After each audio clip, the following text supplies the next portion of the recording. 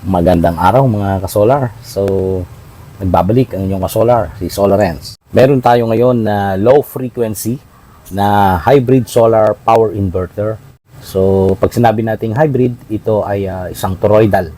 At pag sinabi nating toroidal, syempre may transformer yan sa loob.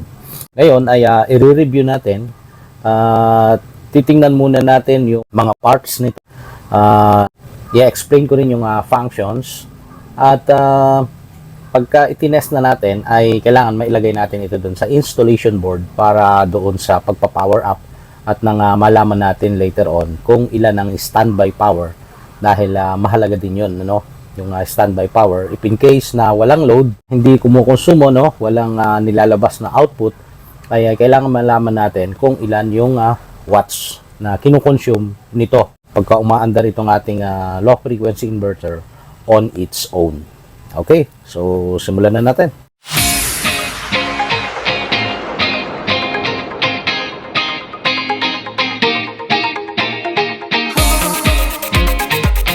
So ito nga mga ka-solar, no? At kung makikita natin, ito ay hybrid system, ano? Toroidal solar power inverter. At ito ay galing sa One Solar. Sinabi nating hybrid, mga ka-solar, ay magkasama na dyan yung solar charge controller at saka yung inverter. So, ang purpose ng ating solar charge controller ay para i-charge yung battery, and later on, yung solar charge controller na yun, pag na-charge na yung battery, ipa-power up naman itong ating inverter, no? Pagka pinower up niya yung inverter, magkakaroon ng process yan sa loob at i-convert niya yung DC volts na pumasok dito sa negative at saka positive. Ayan. At magiging alternating current na yung result nun. At kung alternating current na yung result nun, ay makakapag-power up na tayo ng mga common appliances sa ating mga bahay. Dahil ang voltage reading nun ay AC 220 volts. Okay? So, dito sa appearance ng mga ka-solar, kung makikita natin, no? Ito yung doon sa LCD. So, dyan natin gagawin yung mga settings, ano? Kasi, yan na yung interface dito sa portion na to. Ito yung interface. Meron dyan yung indicator ng PV. Pag sinabing PV, yun yung panels. Yung AC, indicator yan ng utility grid. At itong inverter, indicator naman yan na nagpa-function na yung inverter natin, ano? At meron pang katabihan yung fault indicator. Dito yan mag-a-alarm. Dito naman, ito yung sa settings natin, ano? So, nandito yung mga navigation keys. Ayan, pagka gusto nating pumunta sa menu na gusto nating puntahan, halimbawa yung settings, isa-set natin ang charging utility para sa AC. Dahil ang charging utility niyan ay nasa 0 to 35 amperes. Pwede nating i-long press dito and then hanapin natin dyan using up and down arrow para maset natin yung desired charging current. So, amperes ang lalabas dito. Okay, so pag okay na yun, pwede nating i-press ng 5 seconds and then short press lang para sa saving. So, ipapakita ko rin sa inyo yung kung paano sinisave, kung paano lumilipat doon sa mga settings, kung paano ang configuration, no? So kung napapansin nyo dito, ito yung simpleng diagram ng ating hybrid solar power system. Mula sa taas, meron tayong solar panels. Yan. So yung PV on PV. So pag in-on natin yung ating circuit breaker, mag-on na rin dito, indicating nag-harvest na yan. At yun nga, gaya ng sabi ko kanina, papasok yan sa controller. At pag pumasok sa controller, pupunta yan sa battery. Dahil kailangan i-control muna ng ating solar charge controller kung ano yung actual na na-harvest ng ating solar panel. Kaya for purposes of charging, nandyan yung controller para i-control niya kung ilan ang voltage, para i-control niya yung wattage na pumapasok dito sa battery. Dahil pagkapuno na yan, halimbawa, mapuno na yung battery, mag-i-stop na rin yung charging. Otherwise, kung tuloy-tuloy ang pag-harvest ng panel at walang control, ay maaaring lumobo ang ating battery at masira. So ang next natin yung arrow na yan. Halimbawa kung puno na yung battery na yan, full charge. At halimbawa lang kung may charge na yung battery, yung DC na positive negative na 24 volts nakakonect yan dito sa inverter. Pwede na tayo magpaandar ng load natin dito, yung mga consumption. Gaya ng sinabi ko nga. At ano-ano ang pwede natin paandarin dyan. So kung ang sistema natin ay kayang suportahan dahil nga 3,000 watts ito, halimbawa yung 1.5 horsepower na inverter type na aircon, pwede nating i-load dito sa inverter na ito. Pwede rin natin dagdagan ng refrigerator na inverter. Pwede natin dagdagan din ng electric fan. Yung mga ilaw, yung mga charger ng laptop, battery, charger ng cellphones, pwede natin dyan ilagay, dito sa mga load na ito. At kung halimbawa walang solar panel, wala ka munang solar panel at sabihin natin masama ang panahon, hindi nakaka-harvest, pwede kang mag-charge dito. Itong AC input na ito yung sa utility. So yan yung galing sa Meralco kung nandito man tayo sa Manila or any nearby provinces na covered ng Meralco, or yung mga electric cooperatives na nasa iba't ibang lugar ng Pilipinas, o iba't ibang provinces. So, pwede mong gamitin yan para i-charge mo yung battery. At kung makikita nyo yung arrow na to, pag ganun yan arrow back and forth. So, ibig sabihin, pwede kang mag-charge galing sa controller, pwede ka rin mag-charge papunta sa inverter para i-charge yung battery. Kaya sinabing inverter dahil may built-in na controller na yan para sa utility charging or AC charging. Okay? So, yun yung instances na halimbawa na wala kang harvest. Pero ang advice ko dyan, as much as possible, dito lang tayo sa solar panel charging. Kasi magdodoble yung consumption sa Meralco or any electric cooperative pagka nag-charge ka pa rito sa AC input. Dahil imagine, nag-charge ka na sa battery, bukod pa yon dun sa load mo sa bahay. Kagaya ng ref na nabanggit ko, inverter type na aircon, at iba pang appliances. So, doble na, dalawa na. So, kung i-compute natin yung 35 amperes na charging current, multiply by 220 volts, so papatak na 7.7 kilowatts, So, kung 7.7 kilowatts at ang nasa lugar ninyo ay 17 pesos. Kilowatts, yung kilowatt hour. So, kung ang charging mo ay papatak ng sabihin natin mga 4 hours lang, 4 hours. Ayan. So, 7.7 kilowatts times 17 pesos, nasa 131 pesos ka na doon per hour. Ngayon, pagka 4 na oras ka mag-charge, times 4, nasa 523 ang iyong gagastusin para lang sa pag-charge.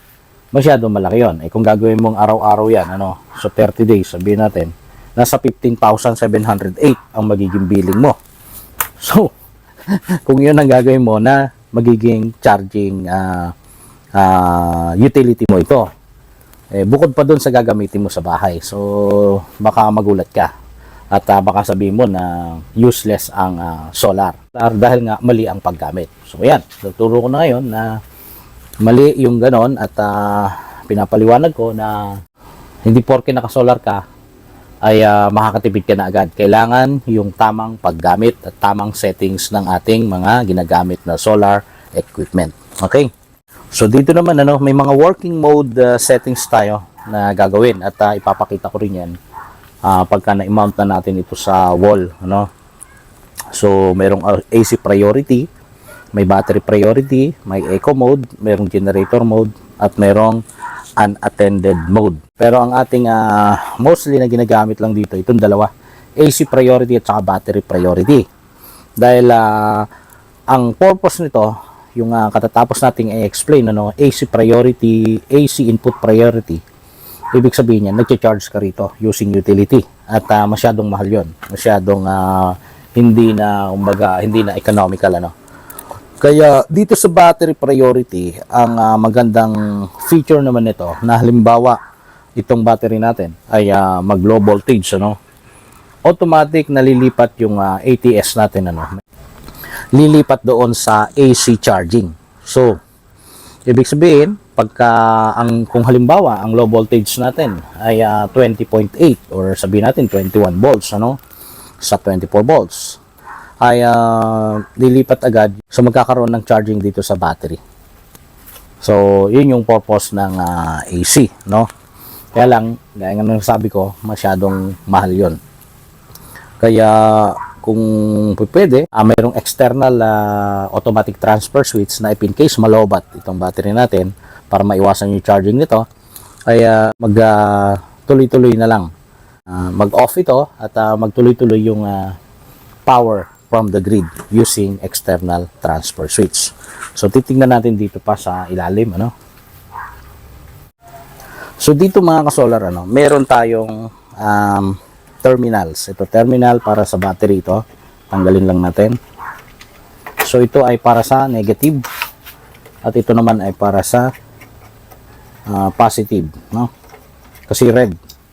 Kaya makikita mo na agad ano.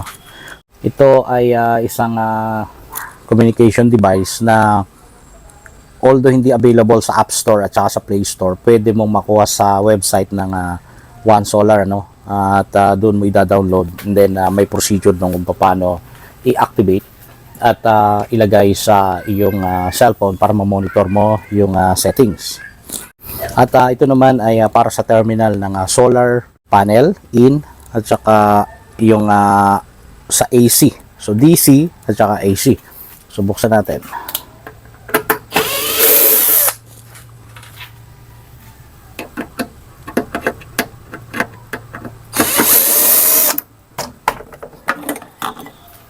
So may terminal block tayo dito no para sa solar ito, positive, negative.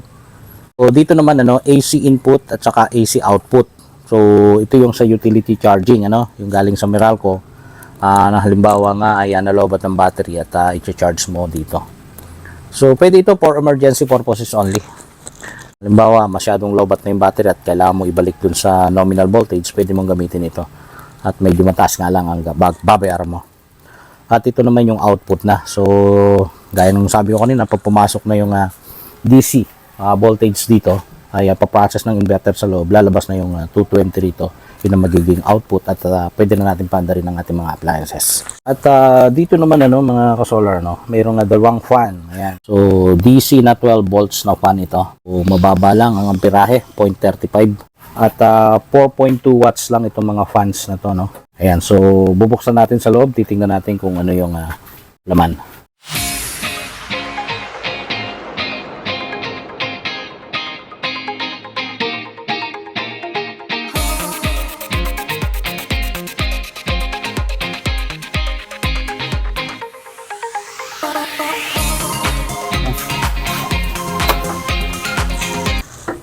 So ayan mga ka-solar, yan ang laman ng ating hybrid system, toroidal solar inverter. So nandito sa taas mga solar, ito na yung solar charge controller. Ayan. At ayan may mga capacitor din. At ito naman yung sa part ng inverter natin ano. Nandito yung MOSFETs sa likod. Okay? Napakalaki ng transformer. Ito yung nagpapabigat. At dito nakakonect ang ating battery ano. So mula dito, naka-bus bar yan. Maganda yung bus bar. Yan. At naka-connect din dito sa ilalim yung positive. At kung makikita nyo, yan mga solar, yung mga MOSFETs, yan, nasa baba. At ito yung heatsink na malaki. Dalawa yan, kabilaan. So, dito yung isa, dito yung isa. So, kabila, mayroon ding heatsink yan para ma-absorb or ma-dissipate yung heat if in case umaandar na. At kung makikita nyo mga solar, ito na yung sa output natin ano. So, ayun mga solar, may resistor diyan na nakalagay, ayun yung kulay white, resistor. At ayan, magnetic core. Nakikita nyo, dito rin meron din, ayan, tatlo.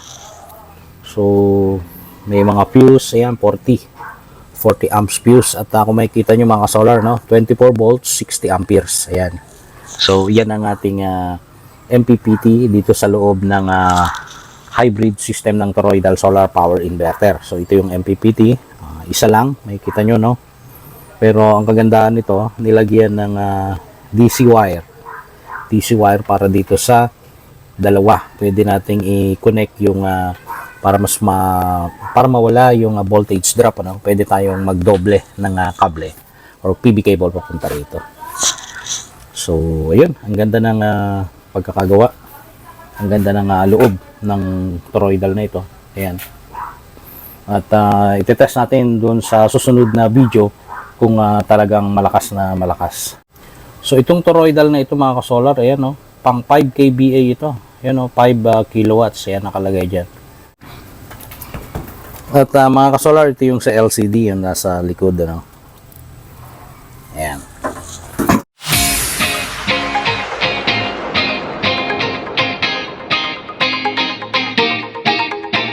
Samantala mga ka-solar, dyan muna nagtatapos ang ating video. At abangan ninyo ang pagmamount ko doon sa ating installation board. At nang maituro ko yung mga parameter settings niyan, ano.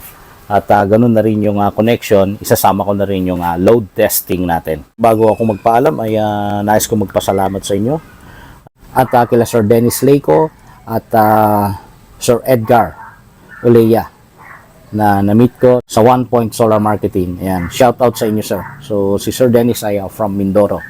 At si Sir Oleya naman ay isa rin sa mga subscribers natin, ano, sa mga manonood. Kaya happy harvest mga ka-solar. Muli, ako'y magpapaalam na. At ang inyong ka-solar, si Solarens.